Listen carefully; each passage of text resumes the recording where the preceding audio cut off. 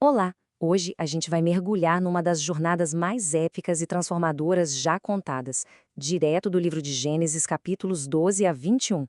É a história de Abraão, um homem cuja fé e também cujas falhas deram início a uma saga que ressoa até hoje.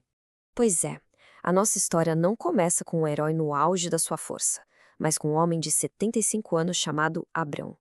Ele e a esposa, Sarai, vivem em Harã e eles carregam um fardo bem pesado. Sarai não pode ter filhos. E olha, naquela cultura isso não era só uma tristeza pessoal, não. Era como o fim de uma linhagem, o que torna o que está para acontecer ainda mais inacreditável. E é exatamente nesse cenário de impossibilidade que uma voz divina surge. E ela vem com uma ordem radical e uma promessa que soa absurda. A ordem? Deixe tudo para trás, sua terra, seus parentes, a segurança da sua casa. E a promessa em troca? Eu farei de você uma grande nação, e em você serão benditas todas as famílias da terra. Era basicamente trocar tudo que ele conhecia por um futuro que ele não conseguia nem começar a imaginar. E o que ele faz? Num ato de fé assim impressionante, Abrão obedece. E é aqui que começa a primeira etapa da jornada dele. Uma fase marcada por viagens constantes, provações que ele não esperava e uma separação familiar bem dolorosa. A jornada do Abrão começa na mesma hora e cobre um território imenso. Ele deixa Harã, atravessa a terra de Canaã, que era o destino prometido, e por onde ele passa, ele vai construindo altares, quase como se fossem marcos da fé dele. Mas a fé é logo testada quando uma fome muito severa o obriga a buscar refúgio no Egito, uma decisão que o levará a um retorno inesperado, muito mais rico em bens, mas também em complicações. No Egito, o medo bate forte. Preocupado que a beleza da Sarai pudesse custar a própria vida dele, Abrão a apresenta como sua irmã. O plano dá terrivelmente errado. Sarai é levada para o harém do faraó. É só a intervenção divina, com pragas, que revela a verdade e força o faraó a libertá-la, expulsando os dois do Egito. Essa é a primeira grande prova da jornada, o momento em que a fé de Abrão vacila feio. De volta a Canaã, a prosperidade se torna um problema. É isso mesmo, os rebanhos deles cresceram tanto que a terra não conseguia sustentar os dois juntos, forçando uma separação entre Abrão e seu sobrinho, Ló.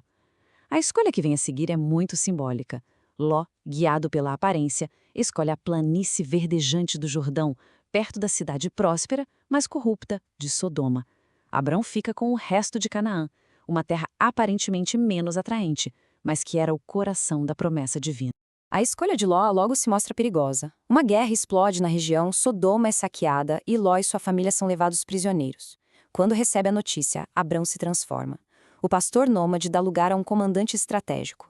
Ele reúne 318 de seus homens, lidera uma perseguição audaciosa, executa um ataque noturno surpresa e resgata seu sobrinho. No final, ele ainda recusa qualquer recompensa, afirmando que sua riqueza vem só de Deus. Ok, Abrão provou seu valor no campo de batalha, mas a vitória mais importante continuava fora de alcance. Anos e anos se passaram desde a promessa inicial e o silêncio em casa era ensurdecedor. Abrão ainda não tinha um herdeiro. A angústia de Abraão finalmente transborda numa pergunta direta a Deus. É um lamento muito honesto. Que me darás se continuo sem filhos? Ele aponta para a realidade amarga de que, sem um filho biológico, todo o seu patrimônio passaria para um servo. A promessa parecia vazia.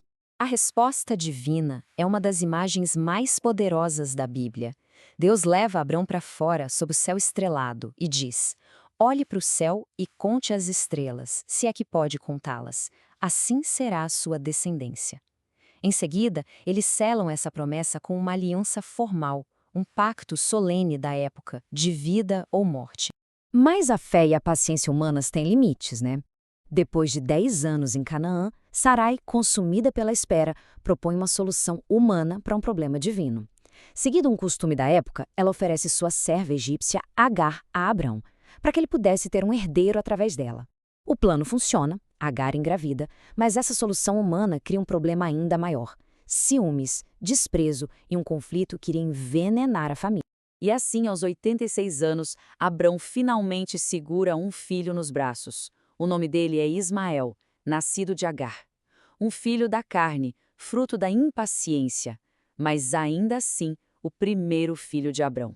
Passam-se mais 13 anos de silêncio. Quando Abrão tem 99 anos, Deus reafirma a aliança com um sinal poderoso e permanente: a mudança de nome deles. E não é uma simples troca, é uma redefinição de destino. Abrão, pai exaltado, se torna Abraão, pai de muitas nações. E Sarai, minha princesa, se torna Sara, princesa para muitos. As identidades deles agora refletem a escala global da promessa. A história agora nos apresenta um contraste dramático. Enquanto a promessa de vida floresce para Abraão, a sombra do julgamento paira sobre Sodoma, a cidade que Ló escolheu para viver. O que se segue é uma das negociações mais audaciosas já registradas. Abrão se coloca diante de Deus e intercede por Sodoma. Com humildade e persistência, ele argumenta, negociando para poupar a cidade se houvesse 50 justos. Depois 45, 40, até chegar ao número final de apenas 10.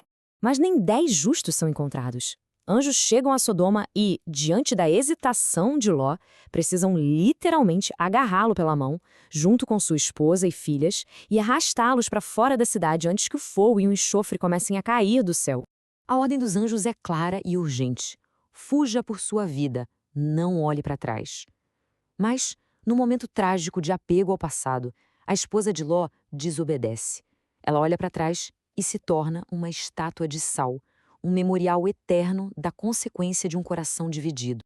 E agora, depois de todas as provações, todos os desvios e longas décadas de espera, chegamos a um momento que parecia impossível. Chegamos ao cumprimento da promessa. 100 anos. Essa é a idade de Abraão, quando, contra todas as leis da natureza, Sara dá à luz um filho. 25 longos anos se passaram desde que eles deixaram Harã, e agora a promessa tem um rosto. Eles o chamam de Isaque, que significa ele ri. Como a própria Sara diz, o riso de dúvida que ela teve ao ouvir a promessa pela primeira vez foi transformado em um riso de pura alegria. Um riso que ela imaginava que todos compartilhariam ao ouvir a notícia. Mas a alegria do nascimento de Isaque acaba trazendo um conflito antigo à tona. A tensão entre Sara e Agar, que fervia sob a superfície, finalmente explode. Durante a festa de desmame de Isaque, Sara vê Ismael, já um adolescente, zombando de seu meio-irmão. Para ela, é a gota d'água. Ela faz uma exigência dura a Abraão: mande embora esta escrava e seu filho.